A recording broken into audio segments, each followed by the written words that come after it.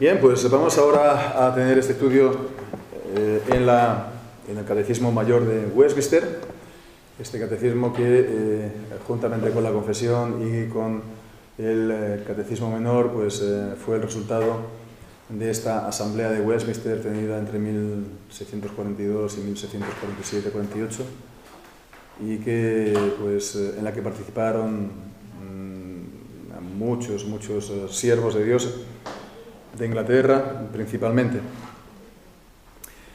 Entonces, la semana pasada estuvimos viendo las obras de Dios, principalmente la obra de la creación en general, ¿no? Cómo Dios creó los cielos, la tierra, el universo, pero se puede entonces concretar más y es lo que vamos a hacer hoy y también el próximo estudio.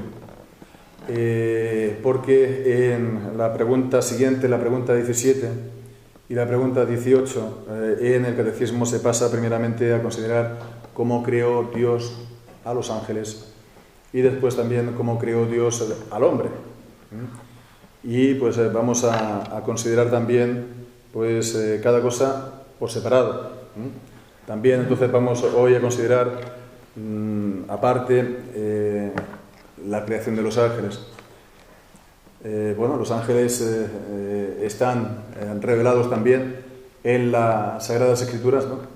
Alguien se puede decir que no está tampoco el conocimiento de esto no depende la salvación, y ciertamente no depende la salvación por conocer más o menos acerca de los ángeles, pero sí que dado que la palabra de Dios lo enseña, dado también que tampoco es de lo que se hable más de lo que dice la Biblia, ¿no? Pues es bueno también que tomemos cierto tiempo para considerarlo acerca de la creación de los ángeles. Y es lo que vamos a hacer, ¿no? Y ya veremos también que tiene pues, cierta importancia, ¿no? Cierta importancia, por supuesto, sí que tiene como todo lo que enseña la palabra de Dios. Entonces vamos a leer la pregunta 17 y su respuesta. No, perdón, la pregunta 16, la 17 es la del hombre. Entonces la pregunta 16, ¿cómo creó Dios a los ángeles? Y responde, Dios creó a los ángeles espíritus inmortales, santos, preeminentes en conocimiento, con gran poder, para ejecutar sus mandamientos y para alabar su nombre, no obstante sujetos a cambio. No obstante sujetos a cambio. Pues así nos enseña el catecismo acerca de los ángeles. Ángeles que proviene esta palabra del griego, ángelos, ¿no? Es una palabra directamente venida del griego. Y bueno, pues tanto en griego como en hebreo, la palabra significa lo mismo. Significa enviado. Son enviados por Dios. Enviados por Dios. Y no son, por lo tanto, seres materiales, sino dice que son, creó a todos los ángeles espíritus. Espíritus. Entonces, la cita que nos da es el Salmo 104, el versículo 4, cuando dice que son espíritus.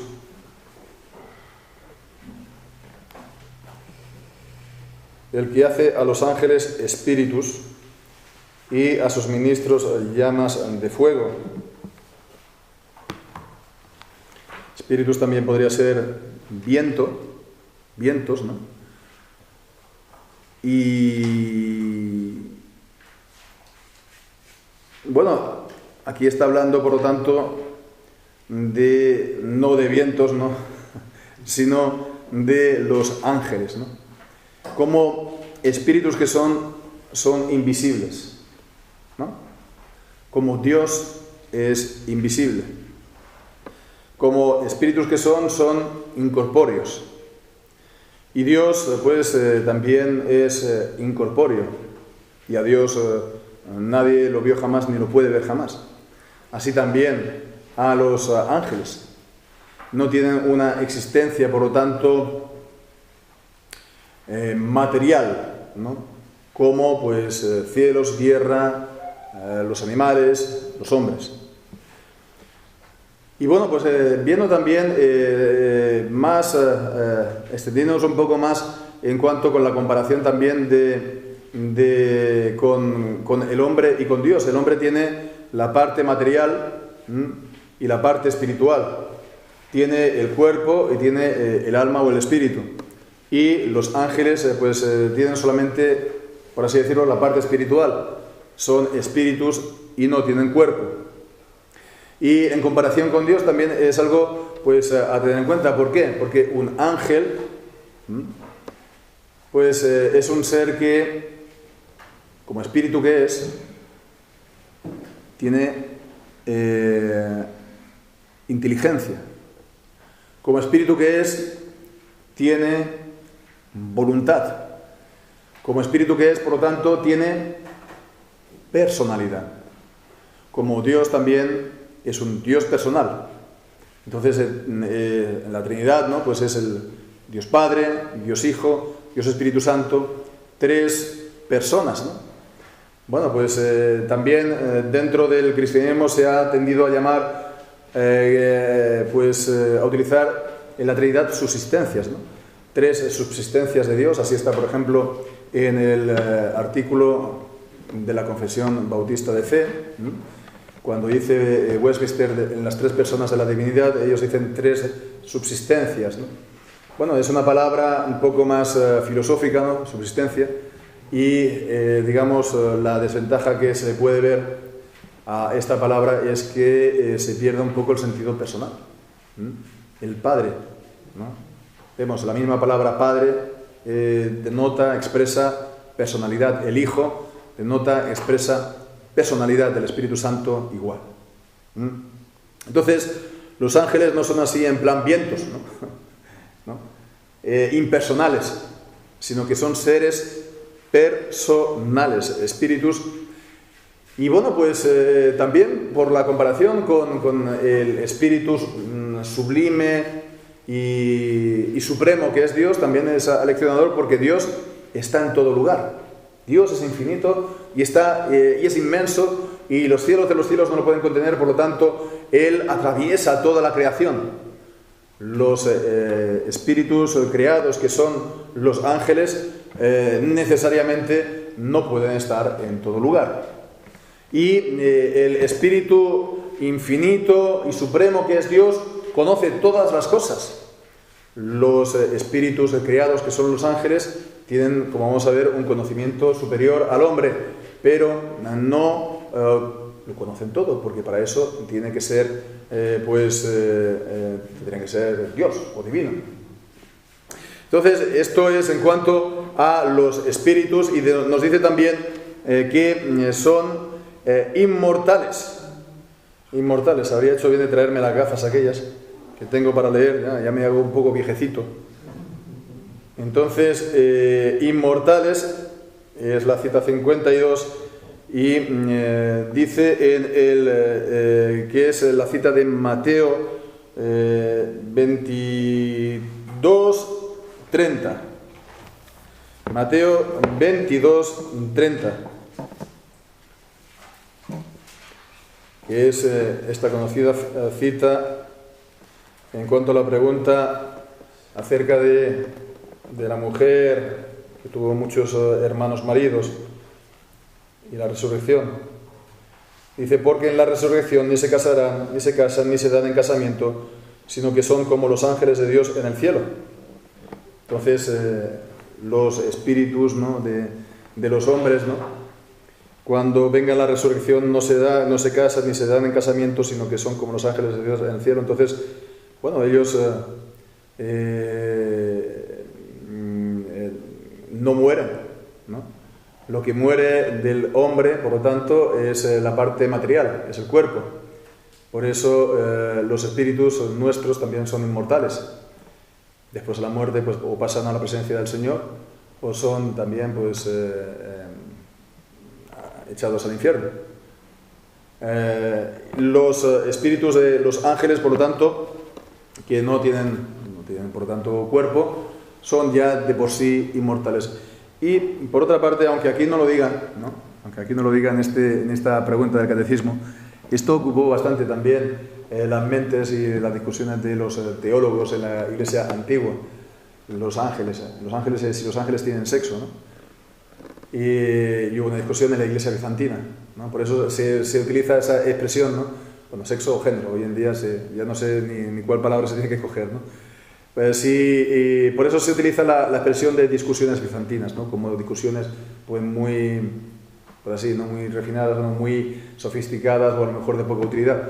Aunque sí que es cierto que hay una responsabilidad, ¿no? Para razonar la Escritura, razonar las enseñanzas, y si son espíritus los ángeles, no tienen género, ¿no? Y entonces, bueno, pues es una cosa también a tener en cuenta. Mira, no lo añade aquí en esta pregunta, pero también lo podría haber oído, ¿no? Entonces son espíritus inmortales.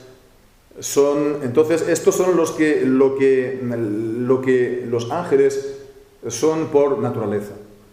Son pues espíritus inmortales, ¿no? Pero después vemos que el Señor le da también en el momento de la creación otra serie de dones, ¿no? o de cualidades, y en concreto estas, santos, ¿no? Son santos para hablar de cómo ellos fueron creados, ¿no? En el 53 es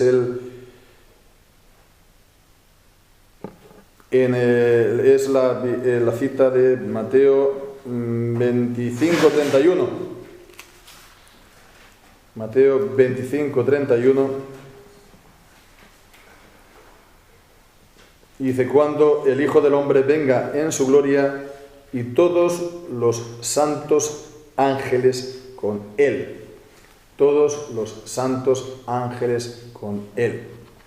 Entonces, habla de los ángeles tal como Dios los creó. Dios es santo, Dios es justo, Dios es bueno, y creó por lo tanto a los ángeles santos, y creó también entonces al hombre santo, justo y bueno, porque Dios de Dios solamente procede el bien.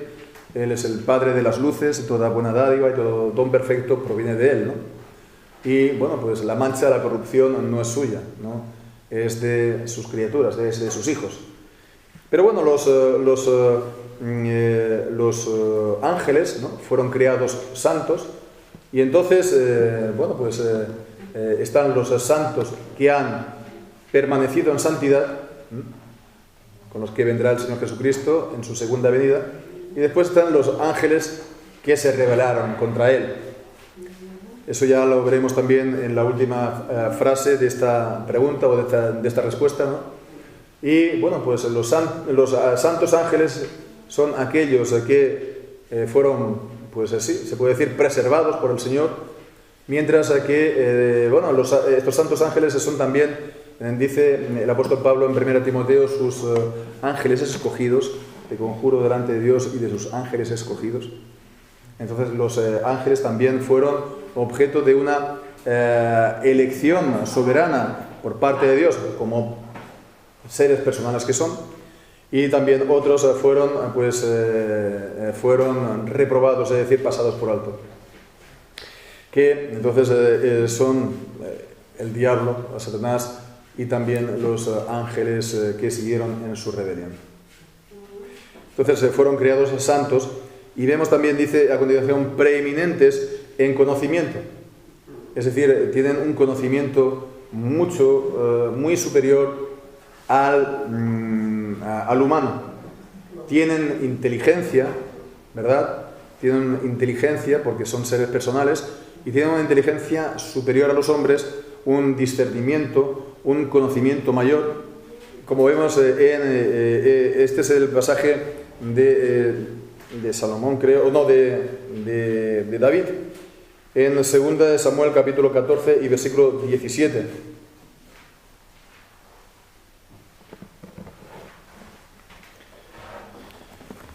Vemos pues aquí, segunda de Samuel, capítulo 14 y versículo 17.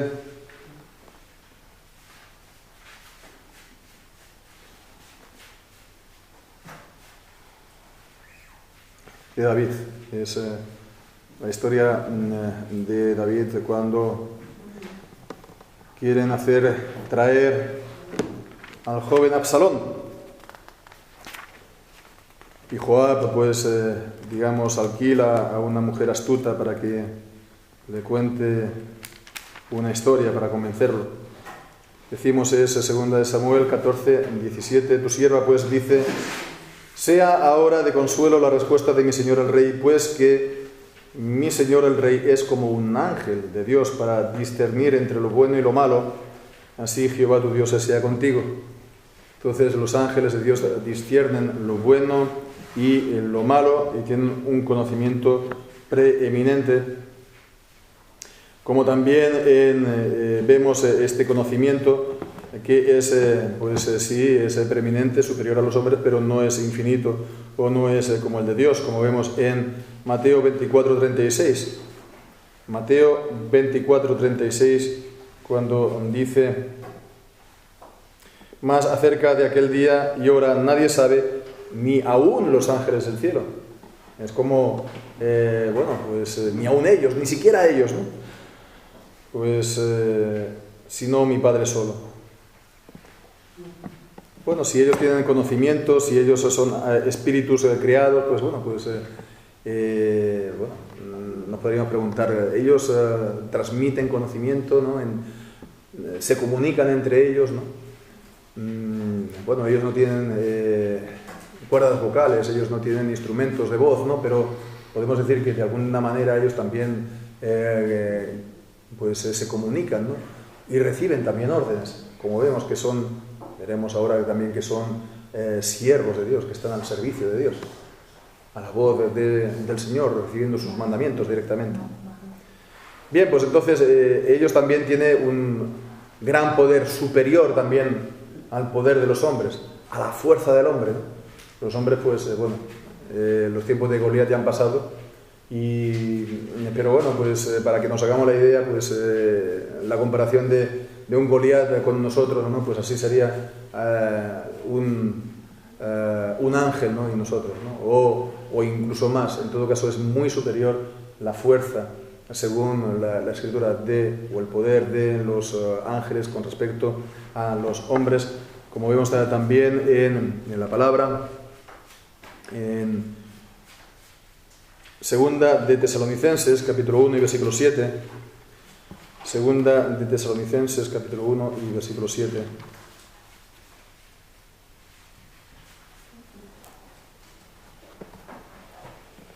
Y vosotros que sois atribulados, daros reposo con nosotros cuando se manifieste el Señor Jesús desde el cielo con los ángeles de su poder. Esto, vemos, los ángeles de su poder, sus ángeles poderosos, se podría decir, ¿no? Sus poderosos ángeles. Vemos en la Escritura ejemplos de esto, ¿no? En las plagas de Egipto, principalmente la última, la de la muerte de los primogénitos, como el ángel del Señor pasó, por todas las casas. O también cuando David hizo el censo, entonces el ángel también fue golpeando, el ángel de Dios golpeando al pueblo y haciendo morir en un momento, ¿no? En poco tiempo, en pocos días, a miles y miles en Israel. Así que, eso un hombre no lo puede hacer, ¿no? Así como ellos, ¿no? Ellos tienen una gran fuerza, exceden en conocimiento, exceden en poder, y todo esto, por lo tanto, ¿para qué? Pues ellos son espíritus creados por Dios y son enviados, por eso son ángeles, dice, en servicio de todos los que han de heredar la salvación. Cuando dice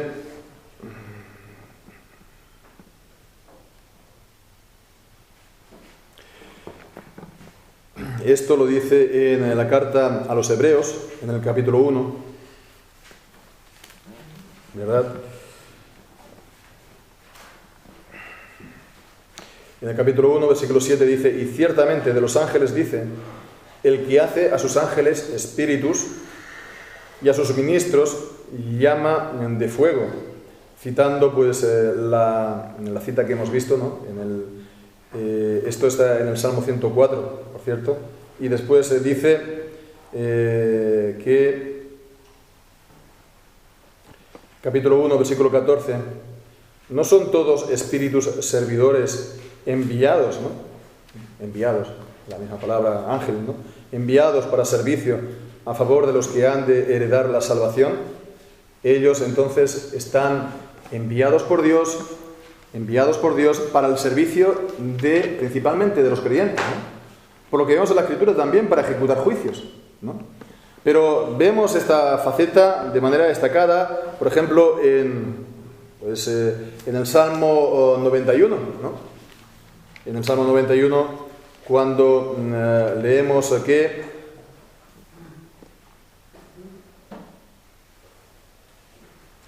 versículo 11, pues a sus ángeles mandarán acerca de ti que te guarden en todos tus caminos, en las manos te llevarán para que tu pie no tropiece en piedra, de manera que sobre el león y el áspid pisarás, hasta en los peores peligros.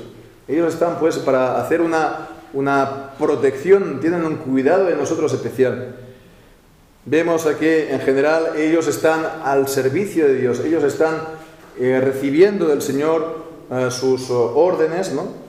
Y en el Salmo 103, versículos 20 y 21, cuando dice: bendecid a Jehová vosotros sus ángeles, poderosos en fortaleza,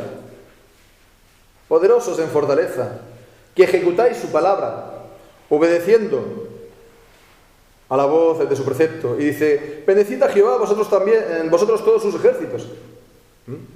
La expresión Jehová de los ejércitos, ¿no? Está hablando también, por lo tanto, haciendo referencia a los ejércitos celestiales, a la multitud de ángeles, ¿no? Dice: ministros suyos que hacéis su voluntad. Entonces ellos están al servicio de Dios para cuidarnos, ¿no? De una manera especial, ¿no? Bien, pues esto es algo a tener en cuenta. Esto pues avala la idea de que cada uno tiene un ángel, ¿no? Un ángel de la guarda. No lo sabemos, ¿no? Aunque dice, esto ahora no he buscado la cita, si alguien lo sabe de memoria lo puede decir rápidamente, cuando dice que, hablando de niños pequeños, sus ángeles miran continuamente el rostro de... ¿no? Tendría que haberlo notado, es que me he dejado las notas. Bien, pues entonces ya lo miraremos, pero ¿lo avala, no lo avala? Bueno, pues está la expresión su ángel, si es verdad. Si eso es base suficiente en la Biblia para decir que cada persona tiene asignado un ángel en particular para que lo esté guardando, creo que es un poco, a lo mejor, demasiado decir, ¿no? Pero bueno, sí que en general los ángeles, ¿no? Tienen esa misión especial de Dios de estar velando por especialmente los creyentes.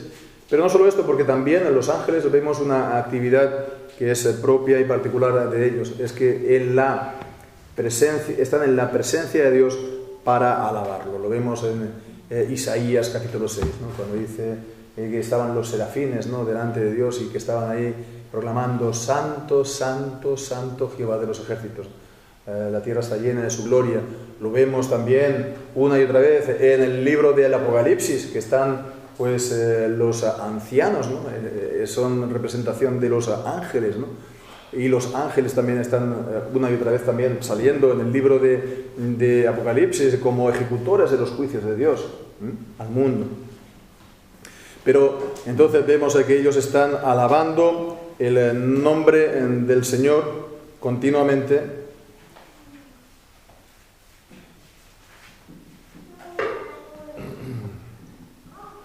Como vemos entonces También hemos leído en el Salmo 103 cuando dice bendecid, ¿no? Bendecid a Jehová vosotros todos sus ejércitos, bendecid a Jehová vosotros sus ángeles. Ellos están con esta adoración al Señor. Y esto es una cosa también interesante, porque en la Escritura pues habla de serafines, habla de arcángel también, el arcángel Gabriel, entonces habla de principados, de potestades, ¿no? Entonces, bueno, me parece como si hubiera una jerarquía entre los mismos ángeles, ¿no? Una vez más, lo que nos da la palabra de Dios no nos alcanza a nosotros como para hacer una teología muy detallada de las jerarquías entre los ángeles.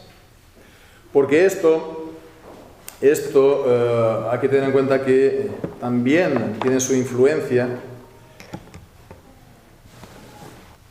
porque hemos dicho que, bueno, por ejemplo, ¿no? A ver si me expreso claramente en este punto. Hemos dicho que los ángeles están en el cielo alabando al Señor. Nosotros estamos entonces en la tierra también alabando al Señor, ¿no? Cuando alabamos nosotros en la tierra al Señor, pues entonces, de alguna manera, nos estamos sumando también a esta alabanza que recibe el Señor en los cielos, y es algo que también dice la misma palabra de Dios en el libro de Hebreos, cuando dice que en el capítulo 12, versículo 22, mas os habéis acercado al monte de Sión, a la ciudad de Dios vivo, la Jerusalén celestial, y a la compañía de muchos millares de ángeles, y a la congregación de los primogénitos que están inscritos en los cielos, a Dios, el juez de todos, etc. Entonces, vemos aquí, cuando nosotros estamos adorando al Señor públicamente, pues nosotros en la tierra estamos adorando al Señor, como también en el cielo lo están haciendo la compañía de millares de ángeles y también la congregación de los primogénitos, cuyos nombres están inscritos, es decir, los que han sido salvos, que están alabando al Señor, lo vemos en Apocalipsis. Entonces, esto es una cosa interesante, porque digo, esta idea, ¿no? Esta idea de, podemos decir, de comparación o de afinidad con los ángeles, ¿no? Esto también ha influido en sectores del cristianismo y principalmente, sorpresa, en el catolicismo romano. Es decir, su misma concepción de la misa, ¿no? Es prácticamente como si fuera un culto celestial que hacemos en la tierra. Es prácticamente una proyección, ¿no? No sé si de la tierra al cielo o del cielo a la tierra, ¿no? Pero en el fondo es un misticismo. Un misticismo en el que no se ve bien las fronteras entre lo terrenal, ¿no? Y lo celestial.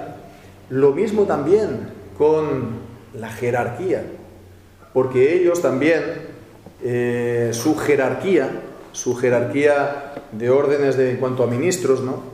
Pues sabemos a obispos, arzobispos, cardenales, esto, lo otro, pues ellos también lo justifican sobre esta jerarquía angélica, ¿no? Entonces, como que por naturaleza, la naturaleza misma de las cosas y por lo tanto también de la Iglesia, es que haya una jerarquía, ¿no? Cuando precisamente en la idea del presbiterianismo es un gobierno en común de todos los ministros de la Iglesia con ausencia total de jerarquía. Es el principio fundamental del presbiterianismo, así llamado, ¿no? Es decir, del gobierno reformado de la Iglesia. Pues en esto estamos, hermanos, que a veces cuando queremos, pues no sé, es importante, sí, es importante hacer teología, es importante estudiar acerca de temas como incluso los ángeles, ¿no? Porque todo tema que nos revela la palabra de Dios es importante y hay una responsabilidad en ello, pero hay también que guardarse, hay que tener cierta sobriedad, no querer excederse, porque si no vemos lo que ocurre, ¿no? Y ese mismo peligro lo tenemos en Colosenses, ¿no? de aquellos que se querían exceder, capítulo 2, ¿no? Y que hablan también de culto a los ángeles. Es una tentación, ¿no? Y por eso también hemos de cuidarnos, por ejemplo, con muchos de los discursos que hay, ¿no? De la guerra espiritual hoy en día, ¿no? Entonces, vale, sí, de acuerdo que están los ángeles al servicio de Dios, están los ángeles del diablo también haciéndonos guerra, ¿no? Pero no queramos tampoco abundar o investigar demasiado en este sentido. O qué ángel está, o ángeles territoriales gobernando de una manera jerárquica sobre nuestras propias naciones. ¿Cómo lo vamos a saber, no? ¿Cómo lo vamos a saber? Entonces hay que irse con cautela y con sobriedad en todo esto. Y simplemente decir para acabar, como dice aquí, es que no obstante estaban sujetos a cambio. Es decir, los creó santos, pero con posibilidad de caer. Los creó santos, pero como eran criaturas exteriores de Dios, ¿no? Eran criaturas, que no formaban parte del ser de Dios, sino eran exteriores al ser de Dios. Entonces el único inmutable es Dios y todo lo demás está sujeto a cambio, y ellos participaron de la rebelión del diablo, de la cual dice poco la Escritura. Cuando dice, no obstante, ser sujetos a cambio, la cita que nos da es Segunda de Pedro capítulo 2 y versículo 4. Segunda de Pedro capítulo 2 y versículo 4 es cuando dice que porque si Dios no perdonó a los ángeles que pecaron, ellos pecaron, ¿no? Pecaron, sino que habiéndolos arrojado al infierno con cadenas de oscuridad los entregó a ser reservados para juicio. Pecaron como el hombre, y pecaron antes del hombre. ¿Por qué? Porque el hombre pecó a instigación, ¿no? Del diablo Satanás. Él habló por medio de la serpiente, le habló a Eva pecó, y después a Adán, y por lo tanto ya el diablo había pecado previamente, y por lo tanto también los ángeles habían pecado también, ¿no? Entonces la palabra de Dios también da información. Yo creo que cuando leemos en un pasaje como Ezequiel capítulo 28, conocemos el pasaje, ¿no? En el capítulo 28 de Ezequiel, mucho se ha debatido si aquí se está hablando del diablo. No, yo creo que sí. Cuando leemos aquí en el capítulo 28, dice en el versículo 12: Hijo de hombre, levanta endechas sobre el rey de Tiro y dile: así ha dicho Jehová el Señor, tú eras el sello de la perfección, lleno de sabiduría, acabado de hermosura. En Edén, el huerto de Dios estuviste, de toda piedra preciosa era tu vestidura, de cornerina, topacio, jaspe, crisólito, berilo, ónice, de zafiro, carbunclo, esmeralda y oro. Y los primores de tus tamboriles y flautas estuvieron preparados para ti en el día de tu creación. Y dice: tú, querubín grande, protector, yo te puse en el santo monte de Dios, allí estuviste, en medio de las piedras de fuego te paseabas.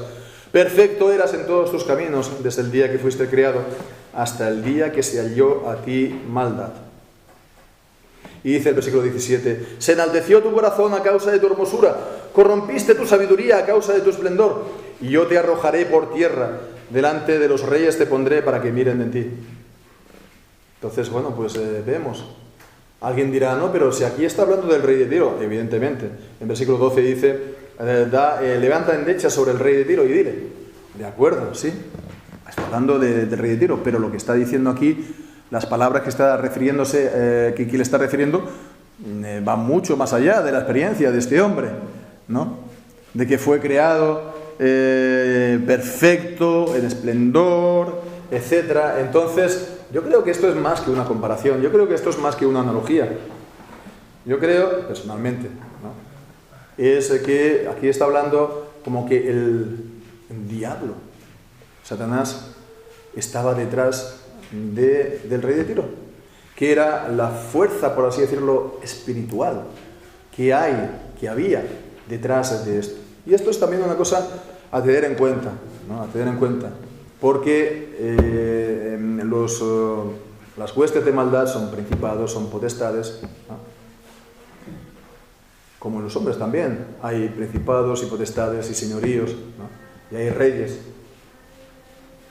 Y el gobierno de ellos no es solamente un gobierno positivo, por así decirlo, ¿no? De dar leyes y tal.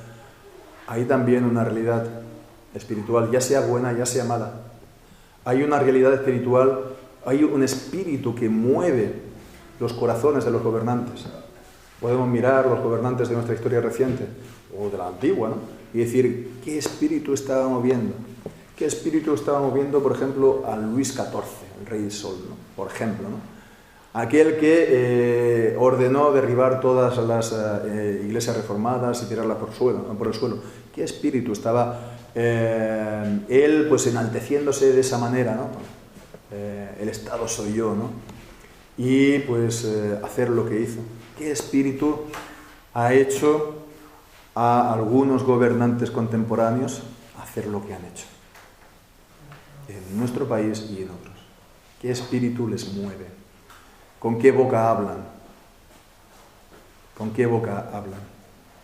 ¿Quién es el que mueve su corazón y su boca?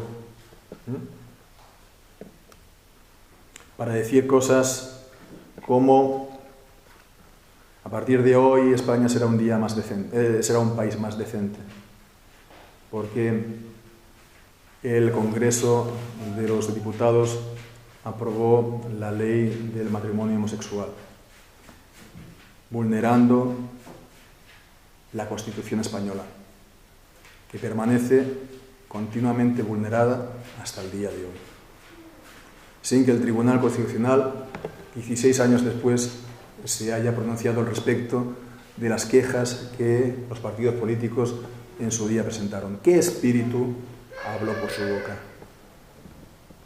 ¿Qué espíritu mueve a cada gobernante? ¿Qué espíritu mueve a cada rey, ¿no? Potentado, señor, ¿no? Y esto es algo que se ve por los frutos, ¿no? Esto se ve por los frutos. Si el fruto es podrido, ciertamente el árbol también lo es. En todo caso, para concluir ya, alguien podría decir, bueno, ¿cuál es la utilidad de todo esto? Evidentemente no es para orar al ángel de la guarda, ni muchísimo menos. No hemos de orar ni interceder a criatura alguna, a no ser exclusivamente por Dios. Entonces eso, descartado. Hemos de también recoger lo que dice la palabra de Dios, investigarlo, sí, con las precauciones y las prevenciones que ya hemos dicho, sí. Pero, ¿cuál es la gran utilidad de todo esto? La gran utilidad de todo esto, sin duda, es porque cambia la manera de ver la vida, ¿verdad? Los paganos, antiguos paganos y modernos también, ven el mundo como poblado de fuerzas, ¿no? Espirituales. En otras culturas, ¿no? Por ejemplo en África, los africanos, ¿no? Pues eso lo tienen súper asumido, ¿no? Completamente asumido. Eso es su visión del mundo, que hay unas fuerzas espirituales buenas y malas actuando y presentes en el mundo. Y nuestra mentalidad europea y occidental ha excluido esto. Entonces, como que esto es algo precisamente de la infancia, de la mentalidad humana, de la superstición, ¿no? Ha excluido, por lo tanto, esta realidad, sobrenatural, esta realidad espiritual que está actuando en el mundo, ¿no? Y entonces, pues todo se explica, o se ha de explicar por leyes o explicaciones naturales, ¿no? ¿Y qué es lo que pasa entonces? Que en de esta manera es muy difícil creer en Dios, ¿verdad? Muy difícil creer en Dios. Nuestra mentalidad es a un paso del ateísmo. Digo, la mentalidad en general occidental, a un paso del ateísmo. Sin embargo, si crees en la existencia de ángeles y existencia de diablos, de demonios, y que están presentes y que están activos para lo bueno y para lo malo también, entonces ya estás a un paso, por supuesto, de creer en Dios y en el Dios de la Biblia, porque hay un mundo espiritual más allá del mundo material, ¿no? Que está distinto, pero que está también interactuando correlativamente con el mundo material.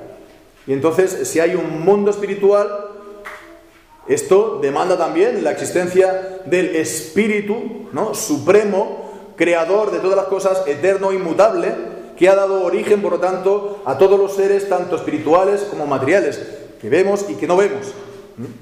Por eso es importante recogerlo y tenerlo presente, ¿no? Y bueno, pues también por otra parte, dar gracias a Dios por su protección por medio de los ángeles, ¿no?, que es mucho más allá de lo que vemos, ¿no? Recordémonos la historia del profeta Eliseo, ¿no?, que el Señor le permitió abrir los ojos y ver que el monte que estaba ahí al lado suyo estaba lleno de ángeles, ¿no?, de carros de fuego, ¿no? Así están nuestras moradas, porque el ángel del Señor acampa alrededor de los que lo temen y los defiende. Pues tengamos esto presente para también darle al Señor las gracias por ello. Vamos pues